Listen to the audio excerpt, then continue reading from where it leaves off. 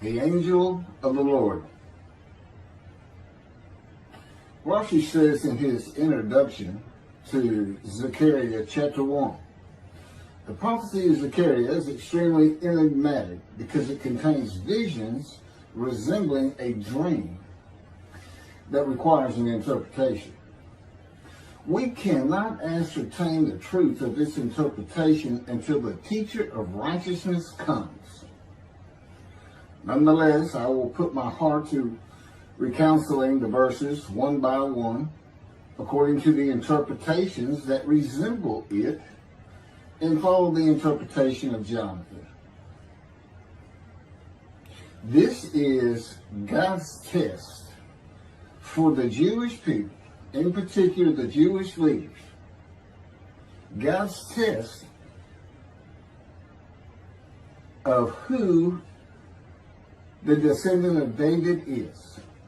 The man described in Isaiah 53, the teacher of righteousness. That's who Rashi, known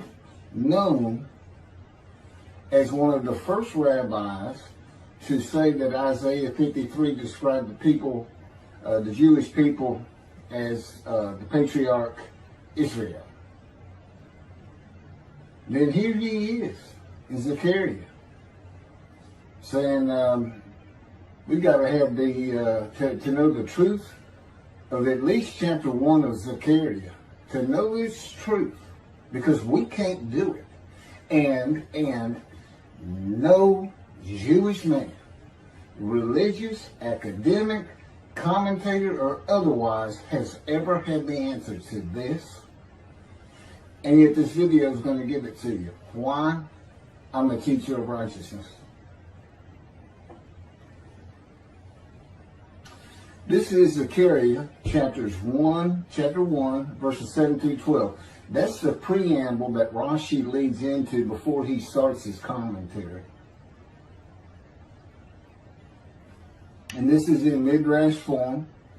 That's where I take parts of a verse and interpret each in individual segments. Verse 7. On the 24th day of the 11th month of the second year of Darius, the month of Shabbat, this word of the Lord came to the prophet Zechariah, son of Berechiah, son of Edo. This word of the Lord. This verse continues with, in the night I had a vision, which is not a word of the Lord. The word of the Lord coming to Zechariah means the messenger of the words of God has come to Zechariah, who is the angel of God's presence, and the word of the Lord. Literally, that's his name. He has alighted upon Zechariah to bring a vision from God. Not a word, a vision. Verse 8. In the night I had a vision. I saw a man mounted on a bay horse standing among the myrtles in the deep, and behind him were bay, sorrel, and white horses. In the night I had a vision. There's a man on a horse standing in the myrtles. He is later referred to as the angel of the Lord, standing in the myrtles. The angel of the Lord alights upon and enters men, and my name, Hashem, is in him and can speak through the man. Zechariah has an angel with him who is his guide in the vision.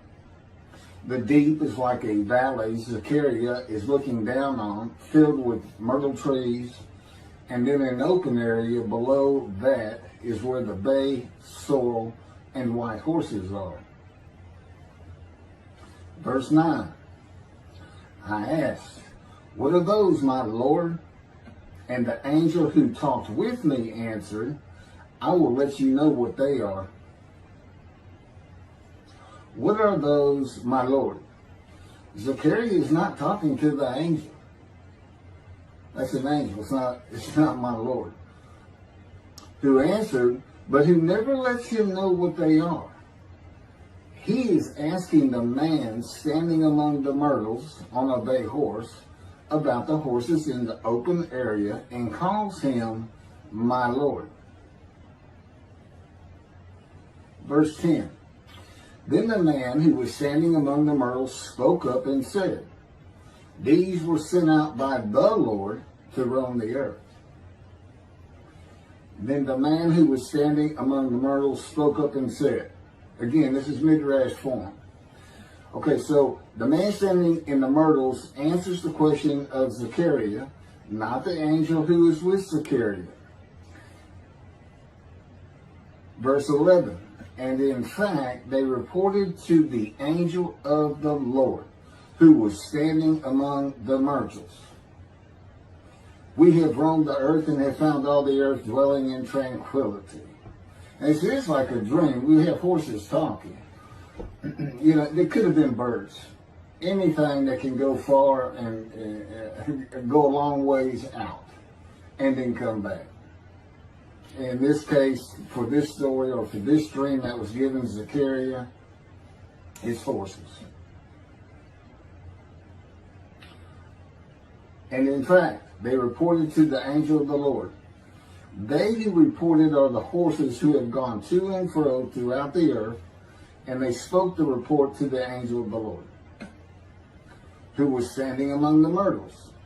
The angel of the Lord, who was standing among the myrtles, has alighted upon and entered the man standing amongst the myrtles. The angel of the Lord is using this man as his visible presence. You cannot see the angel of the Lord. Just as he once used a burning bush for his visible presence, and God spoke through him to Moses. Not just as his visible presence, he also used the man to say, these were sent out by the Lord to roam the earth. In other words, it sounded like the answer was coming from this man, but it's coming from the angel of the Lord, and God is in that angel, his presence. Because that's the angel of his presence. You can find that in Isaiah chapter 63. I don't recall the verse. I never see anything on the angel of his presence. Wherever God's presence is, the presence that enters the temple, I never hear any mention of the angel that has to be with him. Why? It's the angel of his presence, who is the angel of the Lord. Yeah, I believe, and I'm not certain about this, but I've heard it at least one or two times, and that is Christianity believes the angel of the Lord is Jesus Christ.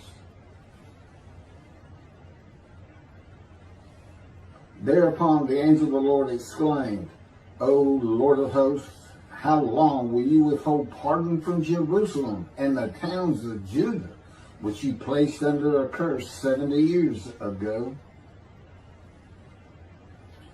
Thereupon the angel of the Lord exclaimed.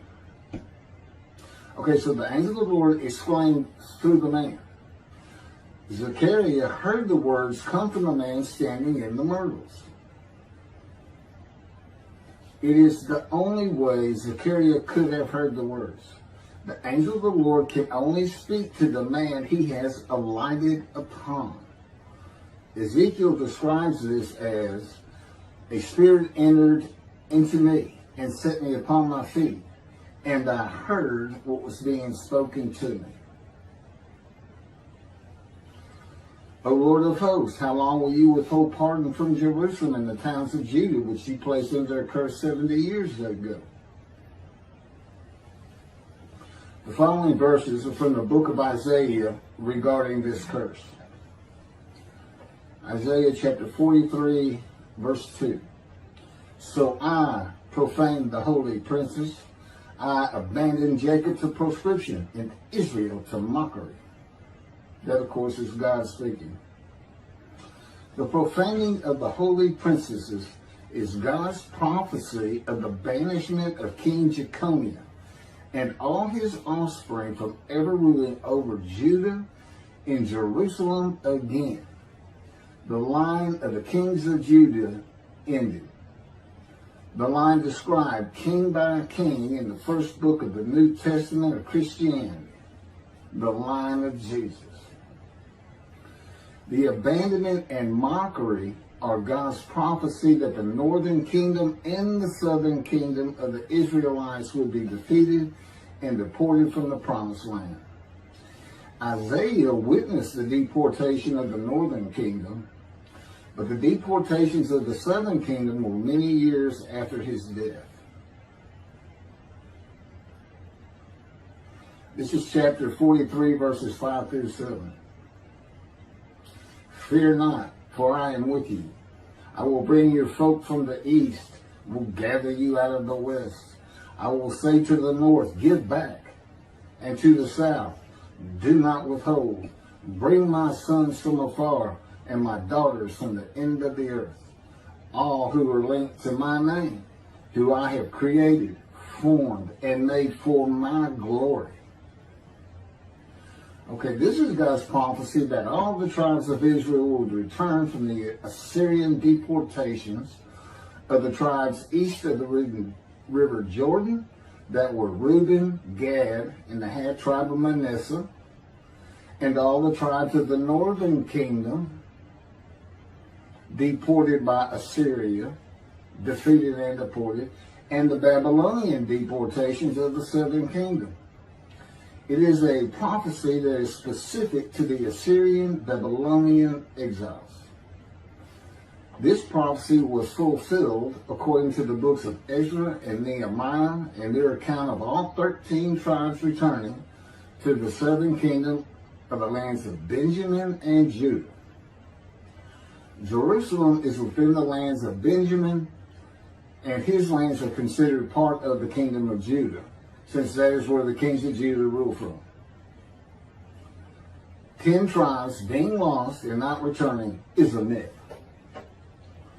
When the 7th month arrived, the Israelites being settled in their towns, the entire people assembled as one man in Jerusalem, as the man Israel, all of them. When the people Israel gather as one man, it is all 12 tribes who were allotted lots of the promised land, and the Levites. They did not receive a portion.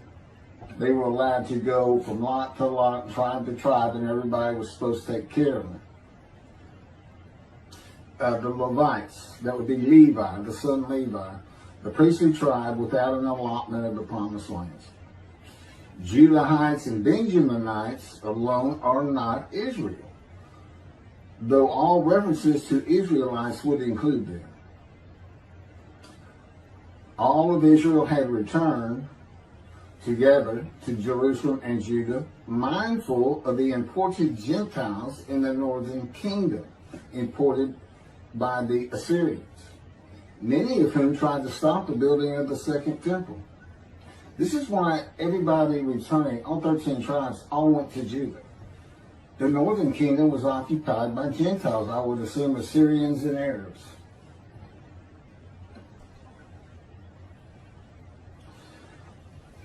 This is 1 Chronicles chapter 9, verses 2 and 3.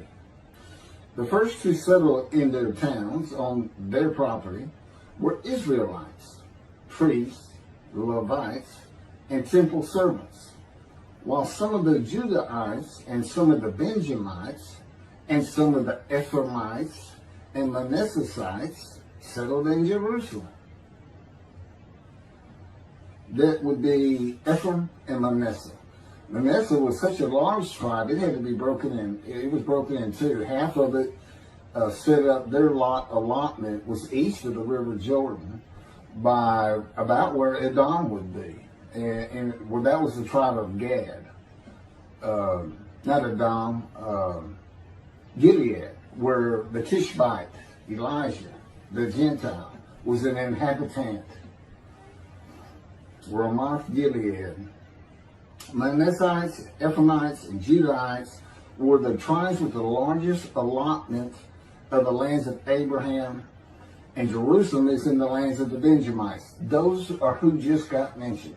The 3 largest lot owners, okay, Benjamin, that's where Jerusalem is, he's important, and of course the priests, the Levites. So Ephraim and Manasseh were not lost tribes, as many believe from writings outside of the Bible. There never were lost tribes according to the Bible. Okay, so all 13 tribes returned and settled in new towns. The accounts of the deportations indicate there was not much left of the old towns. There is no account of how the new towns were settled, though it is unlikely it was based on prior ownership.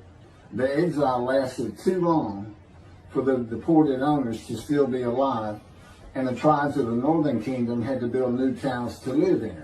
It also says the Levites settled in on their lands. So everybody had to pick and choose, and I'm sure the strong and wealthy got the best places, and again, many just settled in Jerusalem. Okay, this is Isaiah chapter 43, verse 14. Thus said the Lord, your Redeemer, the Holy One of Israel, for your sake I send to Babylon. I will bring down all her bars, and the Chaldeans shall raise their voice in lamentation. This is God's prophecy that Assyria would be conquered by the Babylonians, who were defeated by the Chaldeans. But they actually go back and forth and actually became somewhat intermingled, Chaldeans and Babylonians. And that he would raise up the Gentile anointed king Cyrus of Persia to conquer them, to clear the way for all the tribes to return. That's how he cleared the way to the desert or made rivers for them. Basically, he got Cyrus to release them. Chapter 43, verse 25. And I never hear anything about this. It is I who, for my own sake, wipe your transgressions away and remember your sins no more. Okay, this is God doing, and he says there's something new. I'm going to do something new for the Israelites. This story repeats with a new covenant that includes sin forgiveness of the Jewish people that arise with Elijah and the angel of the covenant after the exiles of the Roman dispersal return to the land of Israel in a time to come. That's in Jeremiah chapter 31. The Jewish people have returned from the Roman dispersal of them throughout the world, the diaspora, which means outside of the promised land, outside of Israel, to a land that lay desolate for more than 2,000 years until after the Holocaust, and they created the state of Israel in 1948. 70 years later, and that's funny too, because they talk about a curse of 70 years. That 70 years, I believe, just applies to the last of 3 deportations of Judah and the defeat by the Babylonians, because the northern kingdom had been defeated and deported long before that, and the first to be defeated and taken to the lands of Assyria was Gad, the half tribe of Manasseh, the lands east of the river Jordan. 70 years later, the land blooms again. Jerusalem has been rebuilt as a great city, larger than it was in ancient times. According to God's words in Jeremiah 31, the time to come to deliver the new covenant with sin forgiveness is here. That's very important for the interpretation of at least chapter 1 of Zechariah. That means the angel of the covenant that you desire of Malachi 3 is on his way, followed by God and the messenger Elijah. And when God's third temple is built, he will return to it suddenly. This is the day of the Lord. That's Malachi chapter 3. Now, Zechariah is in Jerusalem, and the construction on the second temple is about to begin. Isaiah has written God's words of sin forgiveness, which would have removed the curse long before this, when they were returning, when the remnant of the 13 tribes was returning. And the angel of the Lord proclaims, O Lord of hosts, How long will you withhold pardon from Jerusalem and the towns of Judah, which you placed under a curse 70 years ago? Okay, this vision of Zechariah and the words of the angel of the Lord through the man standing in the myrtles regarding the curse 70 years ago is to make Zechariah think and try to understand why the angel of the Lord would say this. From his perspective, the curse was lifted. He was back in Jerusalem with all the tribes preparing to build the second temple. The vision is for Zechariah to find out how and when the curse was lifted. And that's important today, because this is the day of the Lord. The new covenant is here, and every single Jew throughout the world is forgiven of their sins right now. And that message has been given to me to be delivered. And it's not getting out there. It's just not getting out there, and that's what happened here. Because if you read Ezra and Nehemiah, it's clear they had no idea that their slaves had been claimed. And sinning continued. You know, once you know that God has just said, okay, I'm not going to remember any of that. Let's all start fresh. I'm here with the covenant of friendship. Let's everybody start being observant Jews. Okay? Which would include going to Yom Kippur. Having a slate claimed does not mean you have a lifetime now of sin forgiveness. The books of Ezra and Nehemiah reveal, this is how God had me write it down. This is from the book, Isaiah 53, in the day of the Lord, that was dictated to me. The books of Ezra and Nehemiah reveal that the 13 tribes did not know they had been right. We had to wait for the teacher of righteousness to know. And this is another thing I never see in this Messianic era that is taught, that is coming, is that God is with the descendant of David as he was with Moses. I mean, just right there with him.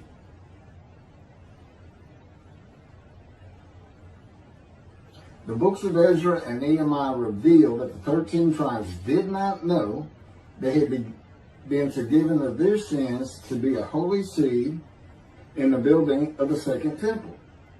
If people know they have been forgiven and have a clean slate from past transgressions against God and his laws, they are more likely to stop their sinful ways and abide by his laws in the future. The scroll of Isaiah needs to be found and interpreted by Zechariah and the religious leaders so they will know of God's forgiveness of their sins. God will be returning before the temple is built. That will be the third temple, to test the devotion of his righteous servant and make him suitable for his purpose, which might prosper. That includes the building of the third temple. This would begin when his spirit alights upon the anointed one, Moshiach. His presence with his righteous servant will be necessary for the temple to be rebuilt. Islam will not freely hand over their third most holy site to Israel and abandon the Dome of the Rock Mosque, a mosque that sits on the Temple Mount purchased by King David for God, the most holy site of the Jewish people. With God is the angel of his presence who is already on the way. You want me to skip that? Okay, this has been covered in other videos more than once.